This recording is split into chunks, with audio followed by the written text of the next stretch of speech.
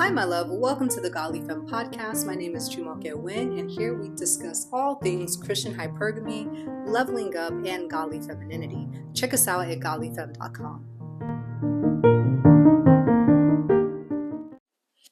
Okay, we're going to talk about men with high resource potential.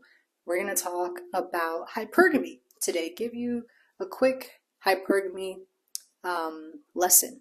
So, what is a man with high resource potential? A man with high resource potential is a man who may not be able to provide right now, but he has the characteristics and even he's on a practical journey to have it soon or eventually. Men who fall into this bucket are maybe entrepreneurs, men who are in like a PhD program, men who are in a residency, men who have certain characteristics, right? Now, for a man who is on a certain track or has built up something for himself, but he may not be there yet, this is something to consider because I know majority of my audience is probably in their 20s and they're like, okay, Jamalka, I know you're always saying date and marry a provider man, but I'm in my 20s and I can't fathom dating someone who is 10 years older than me, or there's such a huge age gap. So if you're someone who's maybe in your early 20s and you're ready for marriage, it might seem like the only men who are available for marriage in the dating market, they're usually in their 30s. I think that's a sweet spot when it comes to men. Most men have something, right?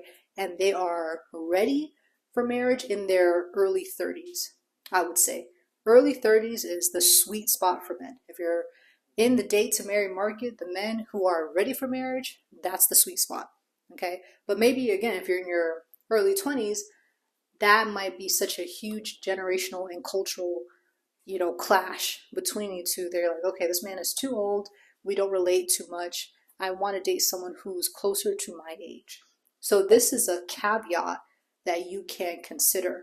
Now I'm going to tell you a few things to be aware of when it comes to dating men with high resource potential so that you can make the best informed decision.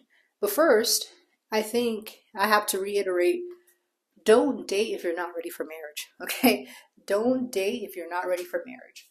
It doesn't make any sense to simply look for a boyfriend and you're vetting a man if he can be a good boyfriend, but not vetting him if he can be a good husband and a father, right? And I know, again, if you're dating a man who's young just like you, that seems so far off. Neither of you are thinking about marriage, but it's going to come one day.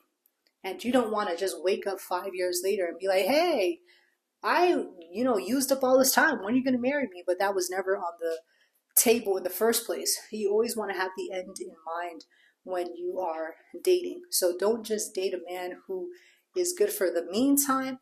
Date a man who's good for the long time. All right.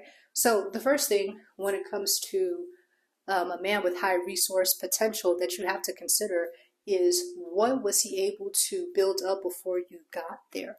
Now, obviously, it wouldn't be as much as a man who's already established, but you want to look at his life. Does he have the character of a man who is going to have it one day? Does he have something? Is he already in school, or is he just talking about it, right? Is he studious? Is he resourceful? Is he ambitious? What does this man do on his spare time? Again, take yourself out of it. Take your feelings out of it. Just look at his character, right? Is he been saving up as small as it is, saying, hey, one day I'm going to have a wife and kids. I need to start having better money management today. I need to get this ready today. What does he consume, right? Because he could be in school getting a useless degree and just playing video games all day, with his bros, which is like, okay, what else are you going to do with your life, right? A man who is serious today is his character. But a man who's not serious today, it's going to be a gamble. Even if he is on a professional track, if he is someone who is not serious about life, okay? He's not serious about life. He is not serious about establishing himself as a man. This is something you need to be aware of. Second thing I would, give advice for and tell you to consider Consider men who are at least in the halfway point or towards the end of their journey, okay, to establishment. What I mean by that is a man who is probably already in residency, or at least in their last year of medical school, law school, whatever. They're towards the end of that professional track, or if they're doing entrepreneurship or startup, they are halfway through, right? They're at least towards the end. Maybe they've already started a business, and they've already been doing business for a few years, something, right? Like, and you see like, okay, I've seen that they have built this business for a few years. This is how much money that they started to make. This is what they're implementing, and they have been on go, right? For the past 3 years, just building and building and building. The reason I say you should consider someone who's towards the end of their establishment path is because a man who is in the beginning is still, it's a gamble to marry someone like that, to settle down with someone like that, because getting into a program is one thing, but staying in it and graduating from that program is another thing. It's not about how you start, it's about how you end. So just consider that as well. Hey, where are they in their program? And is this still a bit too unsettled, right? Like, are they not, they're still trying to figure it out. They're only in their first semester of school or an advanced degree. It's still too early to decide if this person is who they say that they are. Okay. So those are the things I want you to consider. Oh, one more thing. If you're going to consider a man who has high resource potential, right, and you want to date and marry him before he actually achieves it, you have to vet them for their character, and you also have to make sure you are the best version of yourself. Okay. Sometimes, this happens sometimes, women might meet a man who's at his lowest or who is just starting something before he's established, and they were able to get with him because of circumstances. It's really a coincidence. There was not an intentionality between them dating and marrying. So a man might marry his high school sweetheart just because they're in high school, right? And they just happen to be together.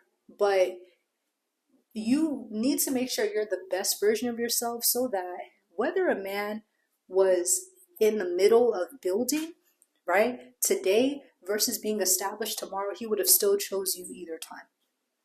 That's very important. It's very important that a man doesn't choose you out of convenience because you were just there building with him, and he chose you because you were the woman that he wanted to be with. That you were his bone of his bone, flesh of his flesh. Not just you happen to be lucky. Okay? This is super important, right? You want to make sure that the man actually likes you and is not just looking for a placeholder girlfriend, just in the meantime, and is wasting your time simply because he needs someone to hold him down while he establishes himself. We do not build men around here, right? We don't build men. So don't have this mindset of like, oh, we're building together and one day he's going to reward me. No, it's better that you are his dream girl when he meets you. Even if he didn't feel fully ready, right, as a man, he didn't feel fully established as a man, he would still pick you multiple times over. Okay, that is super important. So those are just a few things I think you should consider when it comes to dating and considering men for marriage who have high resource potential. I hope you enjoyed this hypergamy lesson, and I'll talk to you later. Bye. Thank you so much for listening to the Godly Femme podcast. If you would like more help in your femininity journey, make sure that you do sign up for our 7-day Godly Femininity Challenge, and also that you join our free Facebook mentorship group, Black Hypergamous Christian Women. All the details are in the description.